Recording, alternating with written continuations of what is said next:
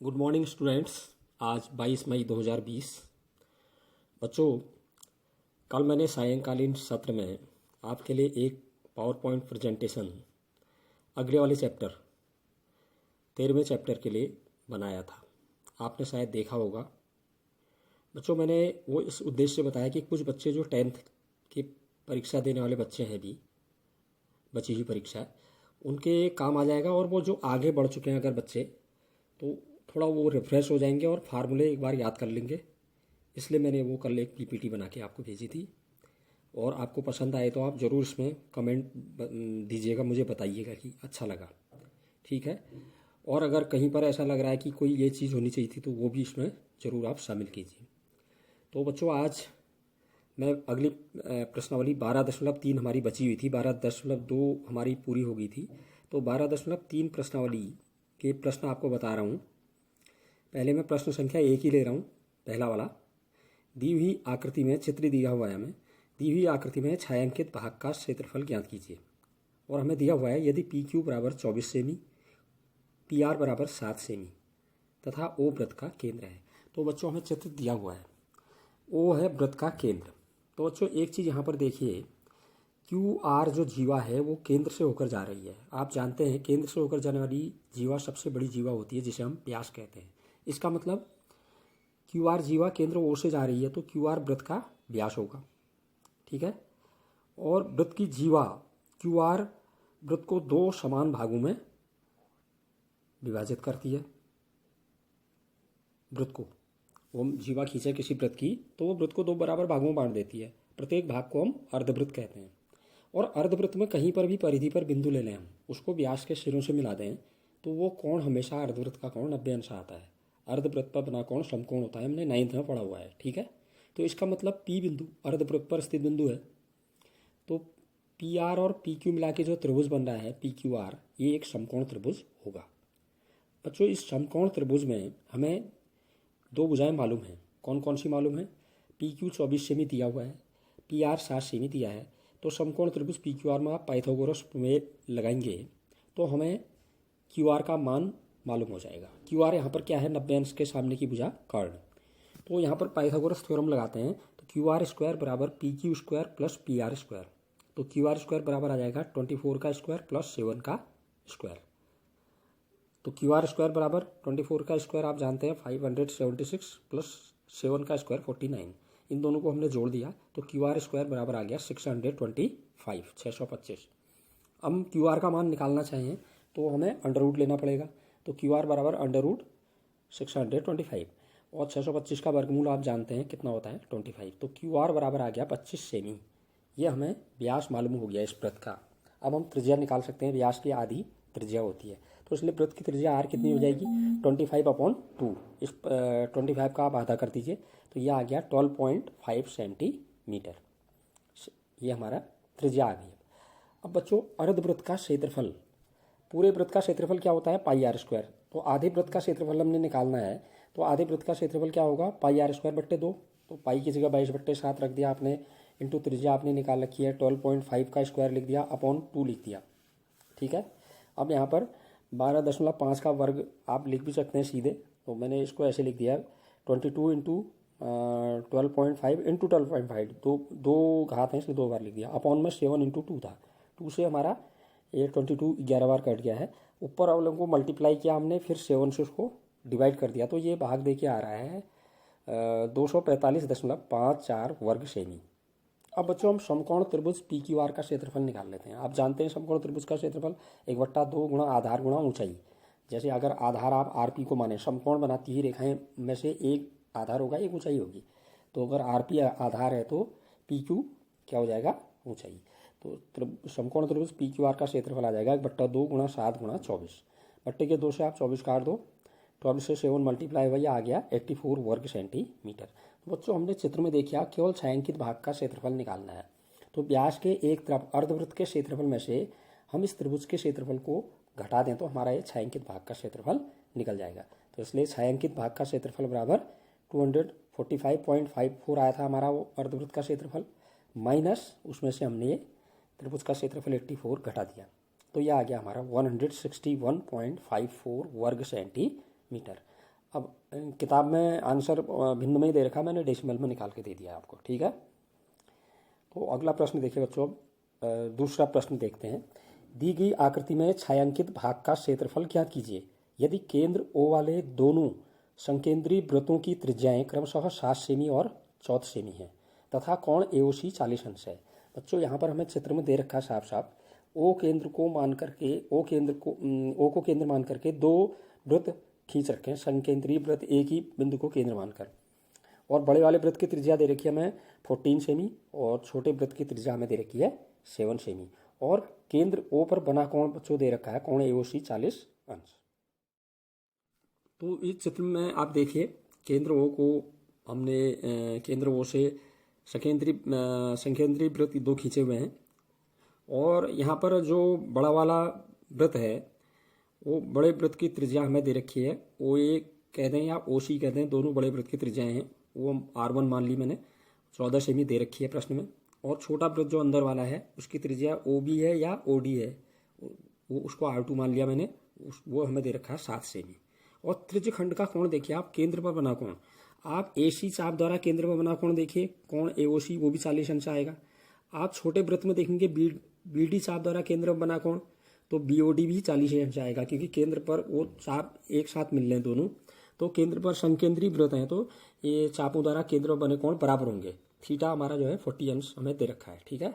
तो सबसे पहले हम बड़े जो वृत्तखंड है बड़ा वाला जो वृत्त है उसके त्रिज्यखंड एओसी का क्षेत्रफल निकाल लेते हैं। छायांकित भाग मैंने दिखा रखा है, इसमें किताब में आपकी छाया कर रखी है, मैंने लाइनिंग से दिखा रखा है, हमें केवल इसका क्षेत्रफल निकालना है। तो पहले हम बड़े वाले त्रिज्यखंड, बड़े वृत्त में जो त्रिज्यखंड एओसी है उसका क्षेत्रफल निकालना है।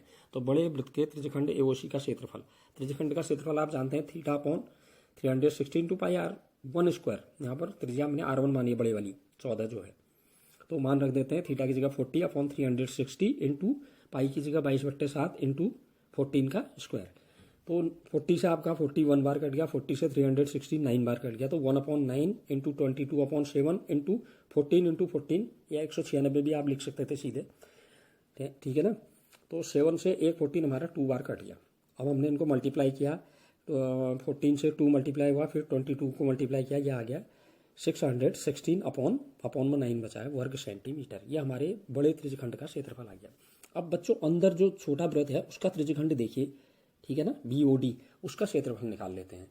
तो छोटे वृत्त के त्रिज्यखंड BOD का क्षेत्रफल फार्मूला वही हो गया theta upon 360 into pi R2 आ जाएगा, यहाँ पर त्रिज्या इसकी 7 R2 का स्क्वायर, तो 40 अपॉन 360 इंटू 22/7 आ गया पाई इंटू 7 का स्क्वायर आ गया। फिर 40 से 1 बार कटा 40 और 360 9 बार कट गया, तो 1/9 इंटू 22/7 इंटू 7 इंटू 7, एक 7 से 7 आपका कट गया, तो आपका 22 से 7 मल्टीप्लाई हुआ 154/9 बचा है वर्ग सेंटीमीटर। हमने केवल छायांकित भाग का क्षेत्रफल निकालना था, तो हम क्या करेंगे, छायांकित भाग का क्षेत्रफल बराबर क्या होगा, त्रिज्यखंड एओसी का क्षेत्रफल माइनस त्रिज्यखंड BOD का क्षेत्रफल। तो इसलिए छायांकित भाग का क्षेत्रफल 616/9 माइनस 154/9, ये आपने घटा दिया 616 में से 154, क्योंकि इनका डिनोमिनेटर इक्वल है, तो ये आ गया 462 अपॉन डिनोमिनेटर को लिख दिया 9, ठीक है। अब बच्चों 3 से कट जा रहा है ऊपर भी नीचे भी, 3 से आपने ऊपर काटा, ये आ गया 154 बार कटा है, और 3 से जो 9 है वो 3 बार कट गया, तो आ गया 154/3। अब आप इसको डिवाइड कर देंगे 3 से 154 को, तो यह आ गया आपका 51.33 वर्ग सेंटीमीटर। तो बच्चों ये आंसर आ गया हमारा क्या, छायांकित भाग का क्षेत्रफल। अब बच्चों अगला प्रश्न मैं छोड़ रहा हूँ, आप बनाएंगे स्वयं। चौथा प्रश्न बताता हूँ आपको मैं। चौथा प्रश्न देखिए, दी गई आकृति में छायांकित भाग का क्षेत्रफल ज्ञात कीजिए जहाँ भुजा 12 सेमी वाले एक समबाहु त्रिभुज OAB शीर्ष O को केंद्र मानकर OAB के शीर्ष O को केंद्र मानकर 6 सेमी त्रिज्या वाला एक वृत्तीय चाप खींचा गया है, ठीक है। ये प्रश्न है हमारा। तो बच्चों यहाँ पर हमें जो समबाहु त्रिभुज OAB है उसकी भुजा 12 सेमी दी है। हम जानते हैं समबाहु त्रिभुज का क्षेत्रफल √3/4 इंटू भुजा का स्क्वायर होता है, तो भुजा हमें मालूम है, हम समबाहु त्रिभुज का क्षेत्रफल निकाल लेते हैं √3/4 इंटू 12 का स्क्वायर। 12 का स्क्वायर आप जानते हैं 144, तो √3/4 इंटू 144, 4 से आपका 144 36 बार कट गया, तो हमारा आ गया त्रिभुज OAB का, समबाहु त्रिभुज OAB का क्षेत्रफल 36 √3 वर्ग सेमी, ठीक है। अब बच्चों यहाँ पर समबाहु त्रिभुज के शीर्ष ओ को केंद्र मानकर खींचा गया वृत्त जो है समबाहु त्रिभुज को बिंदु सी और डी पर काट रहा है। मैंने मान लिया है सी और डी बिंदु। ये वृत्त जो खींचा उसका चाप हो गया सी से डी तक का। ये वृत्त को सी और डी पर काट रहा है ना। अतः त्रिज्यखंड ओसीडी का क्षेत्रफल समबाहु त्रिभुज में भी आ जा रहा है और यह क्षेत्रफल वृत्त में भी आ जा रहा है। अर्थात त्रिज्यखंड ओसीडी का जो क्षेत्रफल है वो दोनों में है, वो उभयनिष्ठ है, ठीक है ना। अतः त्रिज्यखंड ओसीडी का क्षेत्रफल समबाहु त्रिभुज ओएबी के क्षेत्रफल में हम निकाल चुके हैं, उसके अंदर आ चुका है, अब नहीं आएगा ये। तो अब हमारा केवल बच गया ऊपर वाला सीडी चाप, जो दीर्घ चाप जो बचा सीडी, उसके द्वारा केंद्र बना कोण दीर्घ त्रिज्यखंड बच गया हमारा। तो हम केवल दीर्घ त्रिज्यखंड का क्षेत्रफल निकाल लेंगे ऊपर वाला, ठीक है। अब केंद्र पर बना कोण, आप जानते हैं समबाहु त्रिभुज का प्रत्येक कोण 60 अंश होता है। तो जो लघु त्रिज्यखंड था सीओडी, उसका जो अंदर बना कोण था लघु त्रिज्यखंड का वो 60 अंश था। और वृत्त का केंद्र पर बना कुल कोण 360 अंश होता है। तो जो दीर्घ त्रिज्यखंड बचा ओसीडी बाहर वाला, उसका कोण कितना होगा, 360 में से 60 को घटा देंगे, ठीक है। तो दीर्घ त्रिज्यखंड का ओसीडी का त्रिज्यखंड का कोण आ गया 360 माइनस 60 बराबर 300 अंश। अब हम दीर्घ त्रिज्यखंड का ओसीडी का क्षेत्रफल निकाल लेते हैं। फार्मूला वही है θ/360 into pi R square. Theta की जगह 300 आ गया आपका, ठीक है। बड़ा वाला जो कोण केंद्र का दीर्घ त्रिज्यखंड बाहर की ओर बना है जो, तो 300 आ गया थीटा की जगह अपॉन 360 इंटू पाई की जगह 22/7 इंटू 6 का स्क्वायर। हमें जो दे रखा है वृत्त उसकी त्रिज्या 6 सेमी दे रखी है, ठीक। तो यह आ गया 300 में एक 0 कट गया हमारा, और हमने 6 से 30 को 5 बार काटा, 6 से 36 को 6 बार काट दिया है। यह आ गया 5/6 इंटू 22/7 इंटू 36 आ गया 6 का स्क्वायर अपॉन के 6 से 36 को हमने 6 बार काट दिया। अब हमारा बच गया ये 5 से 22 गुणा किया, 110 से 6 को गुणा किया आपका 660/7 660/7 वर्ग सेंटीमीटर। हमने टोटल छायांकित भाग का क्षेत्रफल निकालना है। तो जो त्रिभुज का क्षेत्रफल निकाला उसमें इस दीर्घ त्रिज्यखंड के क्षेत्रफल को हम जोड़ देंगे। तो कुल छायांकित भाग का क्षेत्रफल बराबर समबाहु त्रिभुज ओएबी का क्षेत्रफल प्लस दीर्घ त्रिज्यखंड ओसीडी का क्षेत्रफल। इन दोनों को जोड़ देते हैं, बराबर आ गया 36/3 प्लस 660/7 वर्ग सेंटीमीटर। अब या तो इसको आप और सरल कर सकते हैं, आंसर इतना ही दिया है इसने आंसर में, तो हमने यहीं तक सॉल्व किया। या तो और आप √3 का मान रख दीजिए 1.73, 36 से उसको मल्टीप्लाई कीजिए, तब उसके साथ 660/7 को जोड़ सकते हैं। नहीं तो आप इतना भी आंसर लिख दीजिए, आपका सही आंसर है, ठीक है। अब बच्चों मैं प्रश्न संख्या 6 आपको बता रहा हूँ। ये इसमें भी हमें चित्र दिया हुआ है। एक वृत्ताकार मेजपोश जिसकी त्रिज्या 32 सेमी है के बीच में एक समबाहु त्रिभुज एबीसी छोड़ते हुए एक डिजाइन बना हुआ है, जैसा कि आकृति में दिखाया गया है। इस छायांकित डिजाइन का क्षेत्रफल ज्ञात कीजिए। मैंने छायांकित को जो है किताब में फूल बना रखे हैं, मैंने छायांकित में लाइनिंग कर दी है। हमने इस भाग का क्षेत्रफल निकालना है। तो ये तो आपको समझ में आ रहा होगा। पूरे मेजपोश का वृत्ताकार मेजपोश का हम क्षेत्रफल निकाल लेंगे, उसमें से हम त्रिभुज के क्षेत्रफल को, ये समबाहु त्रिभुज के क्षेत्रफल को माइनस कर देंगे। लेकिन हमें यहाँ पर समबाहु त्रिभुज की भुजा मालूम नहीं है, तो इसके बहुत से मेथड हम त्रिकोणमिति से भी हम निकाल सकते हैं बच्चों उसको, लेकिन मैं आपको दूसरी मेथड से बता रहा हूँ। तो सबसे पहले हमें क्या दिया हुआ है, वृत्ताकार मेजपोश की त्रिज्या दी है। यहाँ पर त्रिज्या मैंने चित्र में देखी, मैंने OB को मिला रखा है, OA co dot dot line से मिला रखा है, और OB को आगे बढ़ा दिया मैंने, आगे भुजा AC भुजा तक, ठीक है। और OP मैंने लंब डाला था BC पर, उसको A तक बढ़ा दिया है, ठीक है। अब मेजपोश के बीच में क्या बना है हमारा, ये समबाहु त्रिभुज ABC बना हुआ है, ठीक है ना। समबाहु त्रिभुज में शीर्ष से डाले गए लंब उसकी माध्यिकाएं ही होती हैं, ये आपको मालूम है। समबाहु त्रिभुज में हम शीर्ष से लंब डालें वही उसकी माध्यिका भी होती है, और ये माध्यिकाएं एक दूसरे को जहां पर प्रतिच्छेद करती हैं वो बिंदु वृत्त का केंद्र होगा यहाँ पर, क्योंकि ये समबाहु त्रिभुज है ना। ये समबाहु त्रिभुज किसके अंदर है, वृत्त के अंदर, ठीक है ना। तो ये जो यहाँ पर मिलेंगी माध्यिकाएं हैं, O बिंदु पर मैंने 2 माध्यिकाएं खींची है कि A से एक B से, दोनों O पर मिलेंगी वृत्त के केंद्र पर, ठीक है बच्चों। तो किसी त्रिभुज में माध्यिकाओं का जो प्रतिच्छेद बिंदु होता है, ये आपने 9th में पढ़ा है। किसी त्रिभुज में माध्यिकाओं का जो प्रतिच्छेद बिंदु होता है वो प्रत्येक माध्यिका को शीर्ष से आधार की ओर 2:1 में विभाजित करता है। शीर्ष वाला हिस्सा बड़ा, आधार वाला हिस्सा छोटा। जैसे हम एपी माध्यिका में देखें तो ओ तो इनका प्रतिच्छेद बिंदु है, ऊपर वाला हिस्सा हो गया क्या ओ ए और नीचे वाला हिस्सा हो गया ओ पी। तो ओ ए अनुपात ओ पी हमेशा 2:1 आएगा। ऐसी दूसरे वाले में भी देख लें आप, ओ बी अनुपात ओ, मैंने उसका नाम नहीं लिखा है, ओ के नीचे क्यू मान लें अगर ओ क्यू, वो अनुपात भी 2:1 ही आता है हमेशा। ठीक है, ये त्रिभुज में होता ही है, किसी भी त्रिभुज में अगर 3 माध्यिकाएं खींचेंगे तो वो तीनों माध्यिकाएं जहां पर प्रतिच्छेद करती हैं वहां पर शीर्ष वाले सिरे और आधार वाले सिरे का जो अनुपात हमेशा आता है प्रतिच्छेद बिंदु से, वो 2:1 आता है। तो ओ ए अनुपात ओ पी हमारा आ गया 2:1। अब इसको बट्टे में लिख दें हम, ओ ए अपॉन ओ पी बराबर 2/1।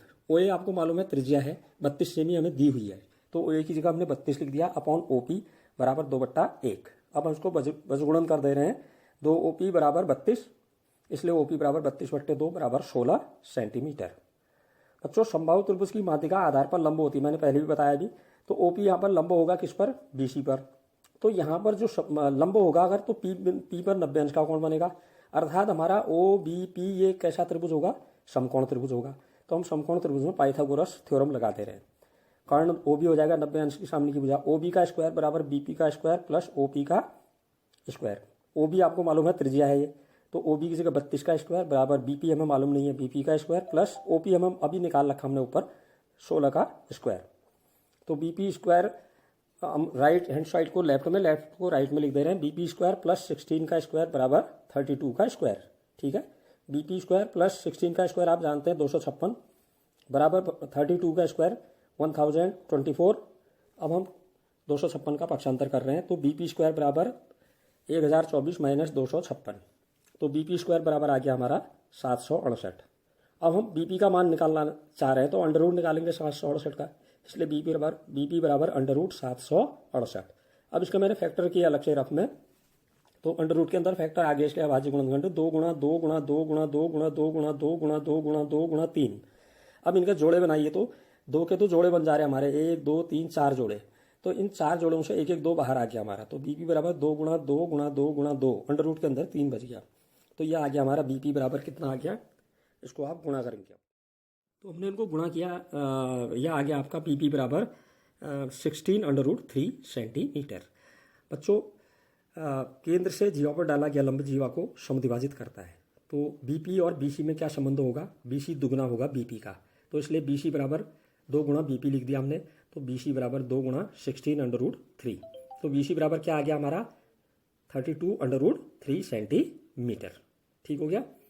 अब हम समबाहु त्रिभुज का क्षेत्रफल निकाल सकते हैं, क्योंकि बीसी माने भुजा है समबाहु त्रिभुज की, और समबाहु त्रिभुज की प्रत्येक भुजा बराबर होती है। तो समबाहु त्रिभुज एबीसी का क्षेत्रफल बराबर √3/4 इंटू भुजा का स्क्वायर। तो √3/4 ऐसे लिख दिया, इंटू भुजा अभी आई है हमारी बीसी 32√3 का होल स्क्वायर। तो √3/4 इंटू, अब इसका स्क्वायर करेंगे तो 32 का स्क्वायर, तो 32 गुणा 32 हो गया। √3 का स्क्वायर करेंगे तो √3 से √3 गुणा करके √9 माने 3 आ जाएगा।